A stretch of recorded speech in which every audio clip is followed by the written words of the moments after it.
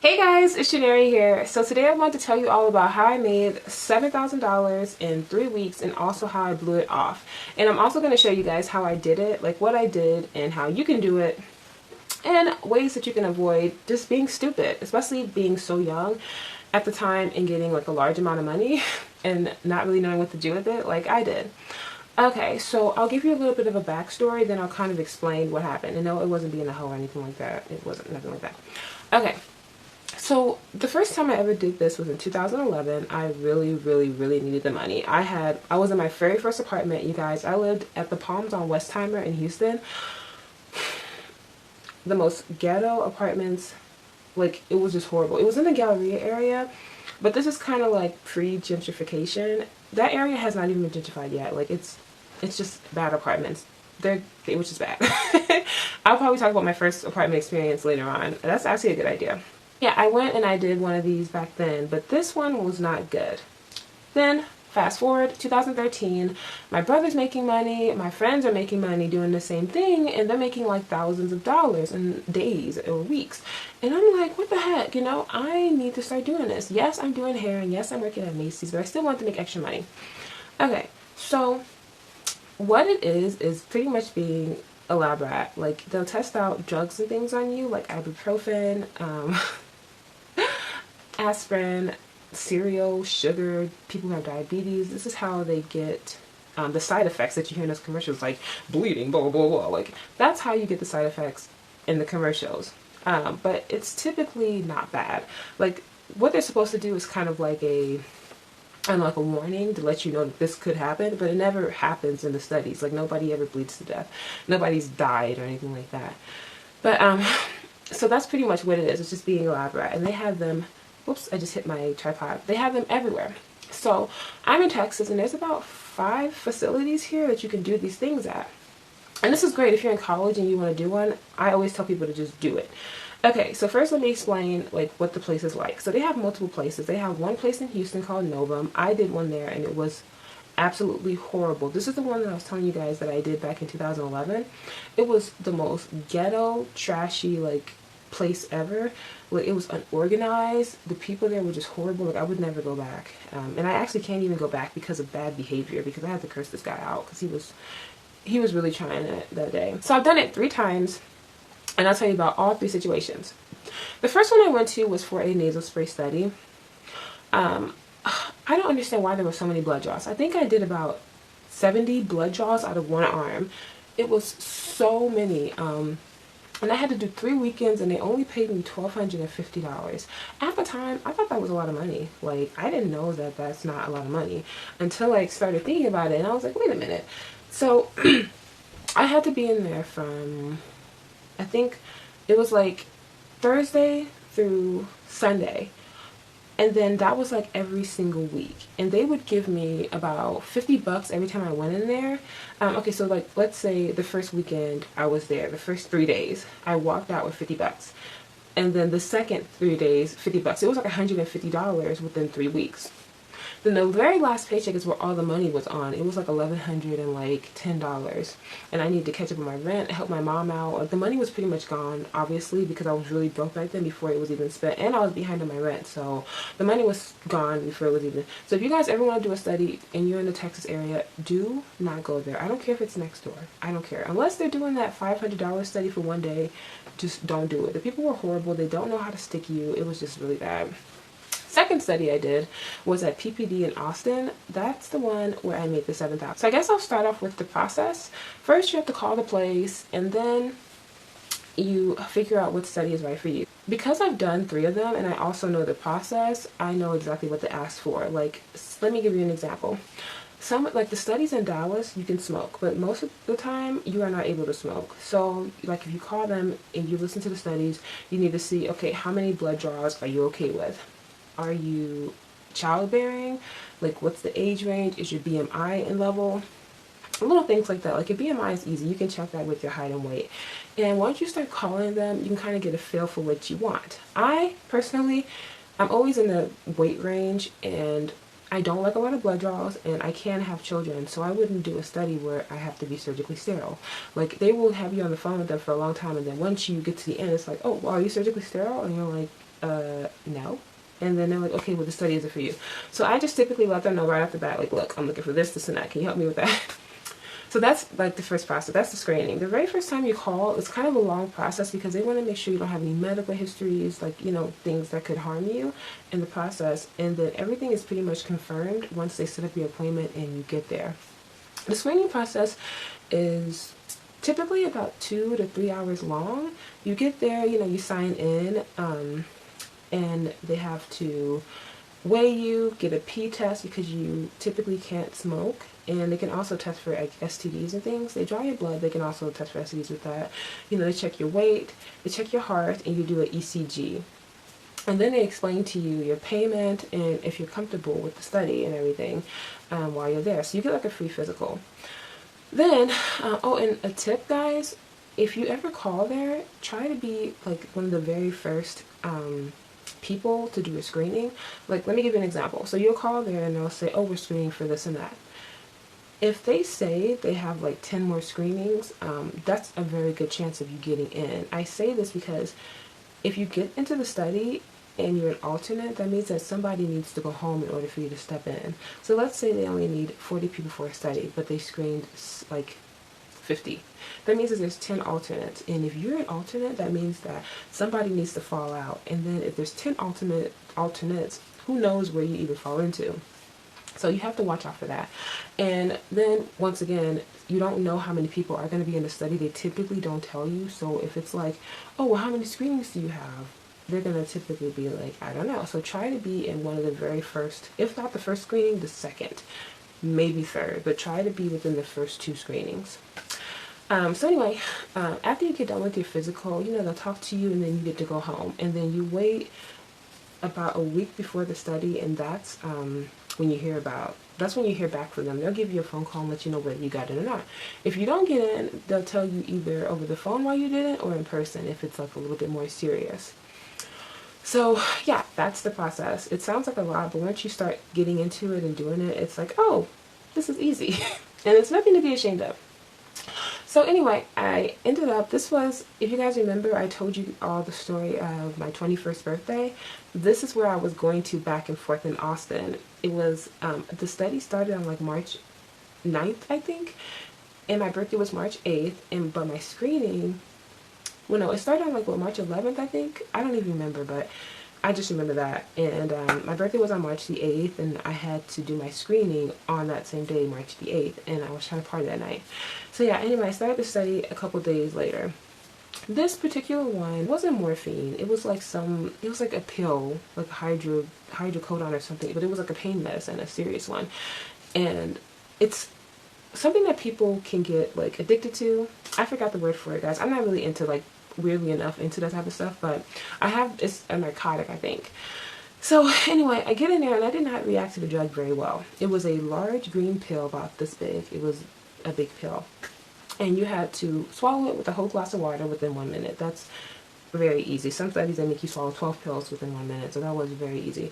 But some people get the placebo and some people get the regular one. I got the regular one, just my luck. Other people were just chilling in the study doing their homework and everything, and I got the actual drug.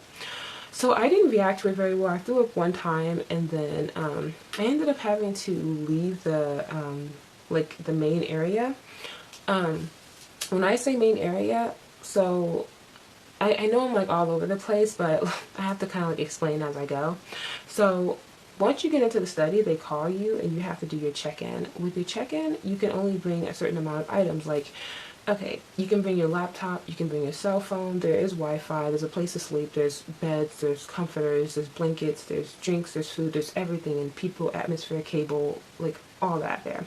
So all you really need to do is bring yourself, because they do provide your clothes. You can't even really wear regular clothes, but if you want to bring a blanket or a pillow, you can bring it. You can bring soaps as long as the description is on there, like the ingredients, but there typically can't be any active ingredients like teeth whitening or, you know, or like any type of like skin lightening agent. Nothing like that can be in it. So yeah, once you get checked in, you get to the desk, they bring you to wherever it is, and you put your stuff on your bed, and you get comfortable, and you just chill out until it's dosing. When you get through dosing, you're in the study. If you don't dose, then you're not in the study. So that's pretty much just how it goes. So anyway, I did not react good to the drug that well. I ended up catching a fever that I didn't even know that I had. I didn't feel nothing. So they put me in this thing called isolation. Isolation is not bad, especially since I'm a loner. I was totally fine with it, but pretty much you're in a room by yourself, and they come in and they check with you, and you can go out to the open public or whatever, but they mainly just want you to be hanging out by yourself because they don't want anybody else to kind of get what you're getting, and then it just throws off the entire study. So I did homework while I was in there. I was talking to friends. I was catching up like on a lot of things. I was making hair appointments and things, and this is what ended up happening.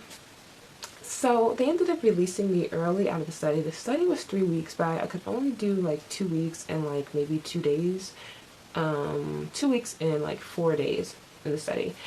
And the reason why that sucked is because when you leave early, they have to mail you your check. Everybody else got to walk out with their checks like 3 days later, but I had to go home, and I was really, really broke. I ended up doing my brother's wife's hair, and that's how I had money to drive back to Houston. But yeah, so I ended up having to go home, but everybody else got their checks. And the way they broke ours down was it was $5,600, like that's what you got when you left, and then they mailed you another $1,400. So anyway, I made it back home, and I ended up getting my check in the mail. You guys, when I got my check in the mail, like, it was just, I went to Chase, and can you just picture having $5,600 like in your hands, like all those hundreds, all those 20s, all those 5, all those ones, and I was with my brother, and the first thing we went and did was we got like Chilowski's Deli. We got like a sandwich or something like that. Then after that, we ended up like, oh God, my mom had to, you know, once you get money, like all of a sudden, like family members, friends and stuff just need something. She ended up needing like $1,000 for a loan. Then she needed $500 for a storage and gas, and then needing something else. And then I went out and I bought this $1,000 mattress, like an idiot. This memory gel, it was like a gel foam, but it was just stupid, and it was huge and heavy. The bed, I kid you not, was about 14 inches thick, maybe 20 inches thick. It was really thick, and it was heavy, and I ended up selling it like a year later for like $200. You know, it's just stupid, wasting a lot of money and stuff. And then the only smart thing that I did was I paid off my 2 credit cards, which was only worth $400. I could have raised the limit on my credit cards. I could have invested in something. I could have, you know, just really dumb stuff. I bought some clothes, and I paid my rent, but I should have paid my car note in advance. Like, I had just bought me a brand new car in January, like I was saying earlier. This was my first car. I could have put like $2,000 in advance on it or something, or paid my credit, you know.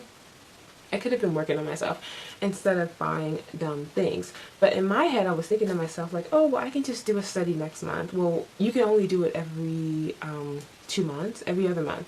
So every 30 days, actually, you can do another study. So yeah, I'm thinking to myself, like, I'm got it made, like, I'm good, just, you know, whatever. Just happy. I bought these couches, and I ended up having to sell them to pay them back off. Like, it was just a lot of stupidity and everything. So then, you know, the study ends, and I ended up having to go back like 3 or 4 times because they needed to make sure that I was okay. I was just very confused. They said some levels of me were like low. So they ended up mailing me my very last check, like, well, I found out that it was never mailed. After my levels were fine, I had to keep driving back to Austin. They didn't mail my check, so I had to drive back to go get it. So with that $1,400, I 100% don't know what I did with it. I know I had to take care of some things, but it was just gone. Like, all of it was just gone. It's just, people just needed things, and I'm not really good at saying no, so I was just kind of, you know, giving it out and everything. So yeah, so that was that story. I was only technically there for 2.5 weeks, and I made the $7,000, but I had to drive back and forth, blah, blah, blah. So guys, if you have student debt, things like that, I always tell people to do it, and you're getting paid more than a lot of people do with degrees. So then this last study that I did, and I'm actually getting ready to do one more, was back in November. This one was in San Antonio at the Worldwide Clinical Trials one. I went there, And this one was for ADHD medicine, but it was like, but it also treats depression. And what they had us doing was they were trying to see what the highest like tolerance a person could take. I did not like doing this study, and I will never do this study ever again. And I'll tell you why, and why you shouldn't do the study if you're doing it over there. So they paid me $1,700 for 9 days. That's not a lot. Like for those studies, they typically pay about like $3,000, and you're only paying $1,700 for 9 days for that particular one. So the same process as the last one. We get there, and you have to take, I think it was 9 pills in 1 minute. Now, 1 minute.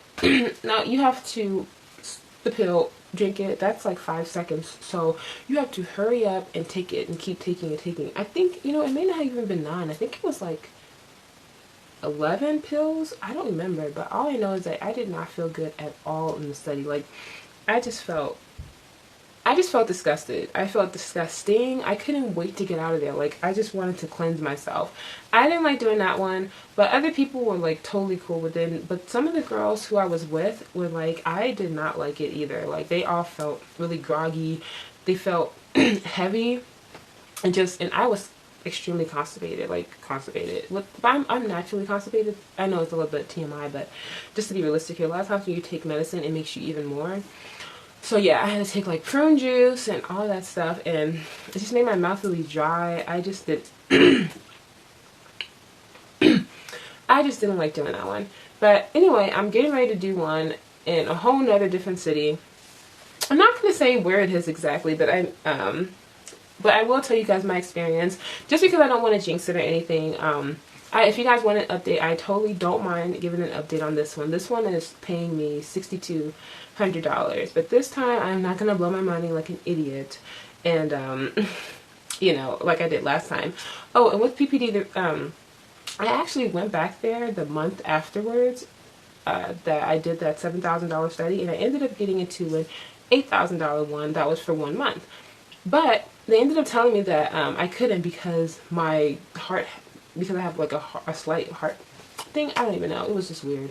But yeah, that's what they told me. And I was just like, what? And so they told me I had to get scanned and all that to go back. So yeah. But yeah, it's extremely safe, and they really want to make sure that everything's okay because they don't want no liabilities.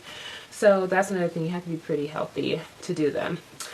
So yeah, guys, that's pretty much all I can think of. That's my story. When I get done with this one, if you guys want me to do an updated video, I totally will. I don't mind talking about it. It's very cool. It sounds scary, but it's like thousands, hundreds of thousands, and millions of people are doing it. There's websites, and also in the PPD study I was in, the guy who runs the website, labrat or something.com, he was in there with me, and that's all he does for a living, so it's totally fine. Anyway, I will talk to you guys later. Bye. The stars were shining so bright in the heart of a cloud on the side of the night. Like a side of a cab waiting at the